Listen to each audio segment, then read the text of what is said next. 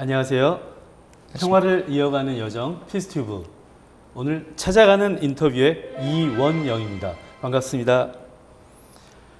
지금 한반도 정세를 한마디로 표현하자면 답답, 이렇게 이야기할 수 있을 것 같습니다. 북미 협상은 중단된 지 꽤 오래됐죠. 남북 관계도 여전히 그 답보 상태에 있습니다. 그리고 점점 더 격화되고 있는 미국과 중국 간의 패권 경쟁으로 인해서 우리는 점점 더 곤혹스러운 상태에 놓여 있는데요. 이렇게 꼬이고 꼬인 실타래를 어디부터 어떻게 풀어야 할지 정말 고민이 점점 깊어지고 있는 상황입니다. 자칫 잘못해서 남북 관계마저 군사적 긴장이 더욱 만일 고조된다면 완전히 과거로 회귀할 수도 있을 것 같습니다. 정말 지금이야말로 지혜로운 외교가 필요한 상황이 아닌가 싶습니다. 그래서 오늘 저희는 국립외교원에 나왔습니다. 이런 상황에서 우리가 무엇을 해야 하는지 현 정부의 외교안보 정책의 밑그림을 그려오신 국제정치 전문가이시면서 지금 현재 국립외교원의 원장님이십니다. 김준영 원장님 이 자리에 모셨습니다. 네, 반갑습니다. 반갑습니다. 안녕하세요. 먼저 저희 피스튜브 시청자 여러분들께 인사 말씀 한번 부탁드리겠습니다. 네, 반갑습니다. 평화는 우리에게 굉장히 중요한 담론인데요. 그와 관련해서 이렇게 활동하고 있는 페스티벌에 나오게 돼서 영광이라고 생각합니다. 그럼 먼저 지금 저희가 앉아 있는 자리가 바로 국립외교원인데요. 국립외교원 이러면 외교안보 분야의 싱크탱크이면서 외교관 양성기관 이렇게 알려져 있습니다. 그런데 보다 구체적으로 어떤 일을 하는 곳인지 많은 분들이 좀 궁금해하실 것 같은데요. 국립외교원이 구체적으로 어떤 일을 하고 있는지 먼저 소개 한번 부탁드리겠습니다. 일단은 외교부 소속이고요. 외청으로 나와 있긴 하지만 엄격하게는 소속기관입니다. 근데 이제 제가 국립외교원을 이제 전담을 하는 셈이 되는 거고요. 두 가지 큰 그 기능을 하고 있습니다. 하나는 교육이고 하나는 연구입니다. 그래서 외무고시 많이 들어보셨을 텐데요. 이제 외교관이 되는 시험이고 거의 모든 세계의 국가들이 다 가지고 있죠. 근데 우리는 그 고시를 이제 2012년에 멈추고 그리고 국립외교 선발한 다음에 국립외교원에서 교육을 잘해서 외교관으로 만드는 외교관 양성소이고요. 그 외에도 이미 외교관이 된 분들을 재교육시키는 것까지 합쳐서 한 30개 정도 교육 프로그램이 장단기 프로그램이 돌아가고 있고요. 다른 것이 외교안보연구원이라 연구소가 있습니다. 외교안보연구소는 국가의 정책, 대외 정책 이런 것들을 연구하는 기관입니다. 그래서 11년째 이 외교 관련 연구소의 띵크탱크에서 1위를 차지할 정도로 명성이 있습니다. 그래서 교육과 연구 두 가지라고. 자, 이제 원장님이 취임하신 지 1년 좀 넘었나요? 네네. 그러면 현재 가장 그 국립외교원에서 집중하고 있는 분야가 있다면 혹은 어떤 구체적인 일이 있다면 그런 것이 어떤 것인지 한번 말씀 부탁드리겠습니다. 저는 아까 말씀드린 것처럼 이제 교육과 연구인데요. 최근에 이제 우리 한 가지 일이 국립외교원이 더 생겼습니다. 그게 뭐냐 하면 바로 옆에 외교센터라는 것이 생깁니다. 그래서 외교타운. 오다 보니까 있더라고요. 공사가 거의 막바지이고요. 아마 개소식을 다음 달에 정도에 할 수 있을 거라고 생각이 듭니다. 지금 코로나 사태 때문에 좀 유동적이긴 하지만 이게 뭐냐면 이제 아까 교육, 연구 그다음에 한 기능이 더 생기는데 이게 이제 국민외교라는 개념. 제가 사실 이 정부 출범하기 전에 만들었던 개념입니다. 이제 국민외교라는 건 사실상 기존에는 없었던 개념인데요. 공공외교라는 말을 많이 들어보셨을 겁니다. 그러니까 정부 간의 외교, 우리가 말하는 전통 외교는 정부 대 정부인데요. 공공외교는 우리 외교부가 다른 나라 국가 일반 국민들을 상대로 한국을 알리는 이걸 공공외교라고 얘기합니다. 근데 제가 그걸 조금 더 파고들다 보니까 우리 국민도 우리 외교의 대상이 될 수 있구나. 우리가 이런 얘기를 하지 않습니까? 뭐 김연아 선수가 외교관 100명의 역할을 한다. 뭐 유현진 선수 이러는데 그거를 오히려 우리가 보통 일반 국민들한테도 우리 외교를 잘 설명해주면 우리 국민들이 나가서 개인적인 국민도 개인이 외교를 할 수 있다고 확대한다면 우리 외교부가 우리 국민을 대상으로 하는 대공익 서비스나 외교 설명 같은 걸 하면 좋겠다 해서 이 정부 출범하면서 만들어진 게 국민외교팀입니다. 그래서 옆에 이제 사실상 원래 외교부 건물인데요. 그게 이제 그 임대 사업을 한 시간이 끝나고 작년 말에 우리한테 반환이 됐습니다. 예. 그래서 거기를 다 개조해서 대국민 서비스가 있는 과들을 다 모았습니다. 가장 대표적인 게 여권이죠. 예, 그렇죠. 그래서 여권도 들어오고요. 그다음에 우리 동포들 제외 동포도 여기 들어오게 되고요. 아까 말씀드린 국민 외교팀. 그래서 국민과 소통하는 하나의 건물이 됩니다. 그걸 지금 집중적으로 하고 있습니다. 그렇다면 국민외교, 그럼 말하자면은 민간인이 외교관처럼 한국을 알리고 네. 뭐 이제 이런 역할을 할 수 있게 맞습니다. 도와주고 뭐 교육도 하고 정보도 제공하고 이런 것 같은데. 그렇죠. 이제 사실상 외교나 정보, 국방의 특징 중에 하나가 보안입니다. 예, 그렇죠. 그래서 다 말할 수는 없지만 그래도 요즘은 국민들한테 설명이 될 수 있는 외교가 중요하기 때문에 소통면이라고 생각하시면 됩니다. 아마 이런 생각을 하신 것도 그 20년 넘게 계속 국제정치학을 네. 전공을 해오셨는데요. 아마 그런 그 연구에서 나온 게 아닌가 하는 뭐 이런 생각도 드네요. 네, 맞습니다. 네. 자, 그러면 이제 본격적으로 지금 이 한반도 평화에 관련된 질문을 좀 드려볼까 합니다. 먼저 탈냉전 이후에 한반도 평화를 둘러싼 동북아 국제 정세가 어떻게 변화해 왔는지 간략하게 한번 설명 좀 부탁드리겠습니다.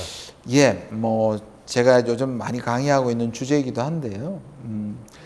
냉전 직후에 이제 보통 탈냉전인데 이 탈냉전은 미국의 전성시대와 일치합니다. 예. 아무래도 미소 냉전을 했으니까 예. 미국이 사실상 뭐 소련이 자체 모순에 의해서 무너졌다고 하더라도 체제 경쟁에서 미국이 완성을 한 셈이고 그렇죠.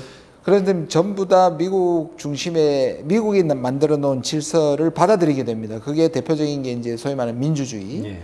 그다음에 자유주의적 민주주의, 그다음 두 번째가 자본주의 시장 자유무역 이런 것들이고요. 세 번째는 미국이 소위 말하는 일극 체제로서 패권 체제로서 미국의 리더십을 받아들이는 이게 이제 사실상 90년대 초부터 시작이 됐고 이 전성기가 뭐냐하면 우리가 말했던 세계화라는 겁니다. 예. 이제 그것이 한 2000년 초반까지는 가는데 2000년 들어서면서 여기서 약간의 균열이 생기기 시작합니다. 네. 그게 뭐냐 몇 가지 사건이 있는데요. 9.11. 예. 그래서 미국이 가장 강할 때 안방에서 얻어맞은 셈이 돼서 그렇죠. 미국의 이런 질서가 좀 흔들렸고요. 두 번째는 7년 후인 2008년에 국제 금융위기입니다. 예. 서프라임부터 시작해서. 그렇죠. 그게 미국의 자본주의가 또 한번 예. 이렇게 충격을 받았던 거고요. 그 다음에 2016년입니다. 2016년은 트럼프 대통령의 당선이 된 날입니다. 그게 왜 의미가 있느냐 하면 그 전까지는 이런 질서가 미국이 소위 말하는 세계 경찰의 역할 또는 세계의 공공재를 공급한다. 물론 여기에 대해 반대하는 논리도 있었지만 기본적으로 미국이 세계의 그 국제 정치의 안정이나 평화를 어느 정도 유지하는 안정자라는 그렇죠. 게 인정이 예. 됐는데 트럼프 대통령의 선언이 뭡니까? 이제 세계 경찰의 역할을 하지 않겠다는 않겠다. 거죠. 미국만을 위해서 이기적으로 굴겠다 이런 선언이거든요. 바로 그게 아메리카 퍼스트라고 얘기했죠. 맞습니다. 그런 과정을 겪어서 지금은 뭐냐 하면 어떤 그한 가지 이 전체를 관통하는 또 한 가지의 문제점이 뭐냐면 미국 스스로도 지도력을 벌였지만 미국 질서에 도전하는 중국의 부상입니다. 예. 그래서 그동안의 안정된 질서는 약화되고 미국의 압도적인 질서가 약화되면서 소위 말하는 이런 자유민주주의 시장 그다음에 이런 국제적 안정 질서가 흔들리기 시작했고요. 저는 최근에 코로나조차도 바로 이런 미국 중심의 질서를 흔들고 있는 요인 중에 하나라고 생각합니다. 예. 자, 그러면 어쨌든 탈냉전 이후에 네. 미국 일극 체제가 국제 정치 구조적으로는 형성이 됐는데 시간이 지나면서 압도적인 미국의 힘이 그러니까 압도적 미국의 힘에 의해서 안정되어 왔던 질서가 흔들리고 있는 것이 크게 세 가지 사건으로 이제 우리가 이해할 수 있다. 이렇게 말씀해 주신 것 같아요. 자, 그런데 그렇게 되는 상황에서 결국 이게 이제 동북아 국제 정세에도 영향을 끼치고 맞습니다. 하는데요. 네. 특히 조금 전에 말씀하셨던 중국의 부상. 네. 그러면 미국 일극 질서에 대해서 중국이 명시적으로 도전하겠다라고 표현하진 않았지만 중국이 부상을 하고 그것을 경계하고 있는 것이 현재 이제 미국 트럼프 행정부의 정책이라고 할 수 있겠는데요. 그럼 G2 국가라고 이야기하고 있는 미국과 중국이 현재 그러면 한반도 평화 이 문제에 대해서는 각각이 어떤 이해관계를 가지고 있다라고 생각할 수 있을까요? 보면 이렇습니다. 우리가 그런 비슷한 시기를 보통 이제 냉전 시기라고 얘기를 하죠. 소련, 미국과 소련이 냉전인데 지금 미국과 중국은 아직 완전히 형성된 질서는 아니죠. 그렇죠. 그러니까 미국과 소련 같은 형태로 가서 세계를 양분하면서 양극으로 갈 것인지, 또는 미국이 지금처럼 중국을 견제해서 아예 제압을 해버리든지, 또는 중국이 미국을 앞지르는지 여러 가지 가능성이 남아 있는 상황입니다. 그러다 보니 그러니까 사실상 미국은 중국을 언제 견제를 본격적으로 하려고 했느냐면 바로 9.11 때였습니다. 9.11 직후에 미국이 그런데 중국을 견제할 기회를 놓쳐버립니다. 왜냐하면 아프간과 이라크 전쟁을 10년간 하게 됩니다. 그 사이에 중국이 견제 없이 확 성장을 해버립니다. 여기에 당황한 것이 사실상 오바마 정부 때였고, 그래서 오바마 정부는 더 이상 놔뒀다가는 중국이 더 이상 견제할 수 없는 세력으로 커진다 해서, 기억하시겠지만 그때 미일 동맹을 아주 강화합니다. 그랬죠. 그리고 아시아로의 중심축 이동이라 그래서 유럽보다 아시아가 더 중요해서, 왜냐하면 중국 때문이죠. 본격적으로 중국을 봉쇄하고 견제하기 시작한 것은 오바마 정부 때였습니다. 그런데 그 상황이 실질적으로는 더 진행이 돼가지고 중국은 지금 5G라는 우리의 이런 경제 구조에 누가 하느냐에 따라서 패권 문제가 걸려 있습니다.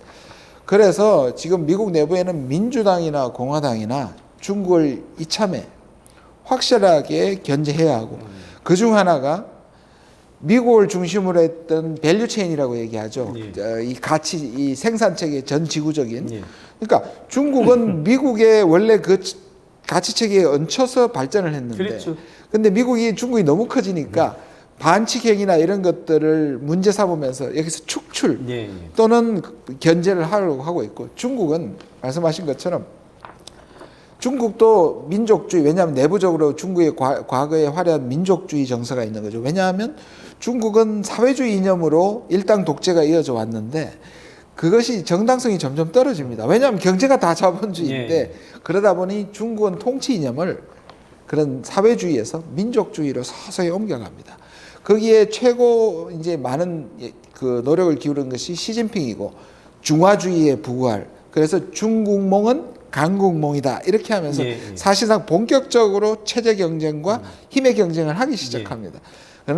그러다 보니 미국이 이제 계속 때리는 것인데, 아직까지는 중국이 선제 공격을 하거나 미국을 도전하기보다는 미국이 중국을 견제하고 때리는 것을 그만큼만 이렇게 반응만 하지 사실상을 약간은 숨죽인 상태라고 볼 수 있는데, 결국 그렇다고 해서 미국의 의도대로 축출당하지 않겠다. 이게 이제 중국의 전략입니다.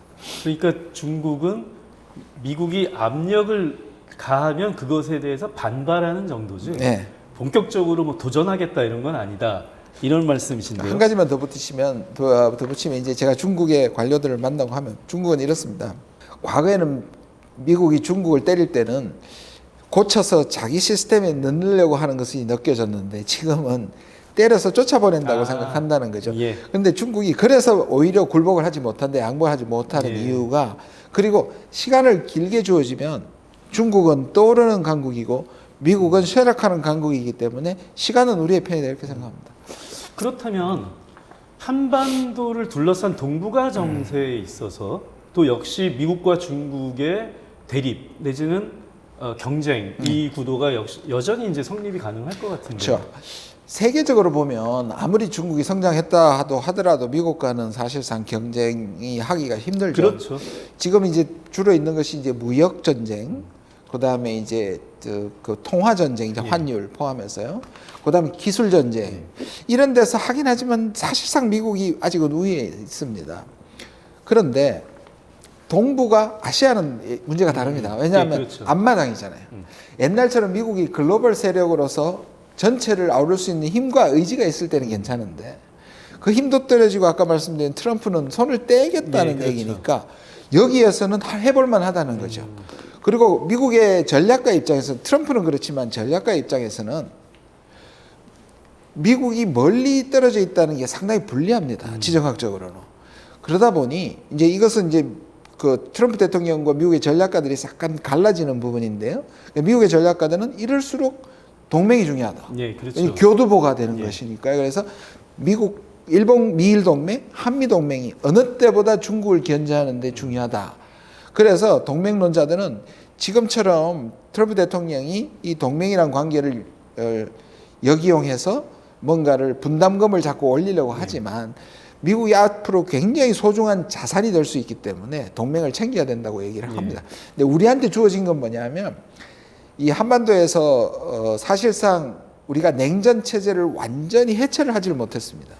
약해졌지만 그러다 보니 미중이 경쟁을 하게 되면 사이가 나빠지면 어떤 현상이 일어나냐면 한미일 북중러라는 과거에 예. 저쪽에 꼭대기가 소련에서 중국으로 바뀐 그렇죠. 것밖에 없지만 그게 다시 살아나는 현상. 그래서 요즘 사람들이 신냉전에 올 수도 있다고 얘기하는 이유가 거기에 있거든요. 특히 우리가 불리한 것은 바로 분단 지점이 바로 그것을 경계점이 되는 것이고 또 우리가 경제적으로는 중국에게 25% 이상을 의존을 하고 있고 예. 안보적으로는 미국한테 전적으로 의존하고 있는 굉장히 예. 구조가 또 우리를 힘들게 하고 있습니다.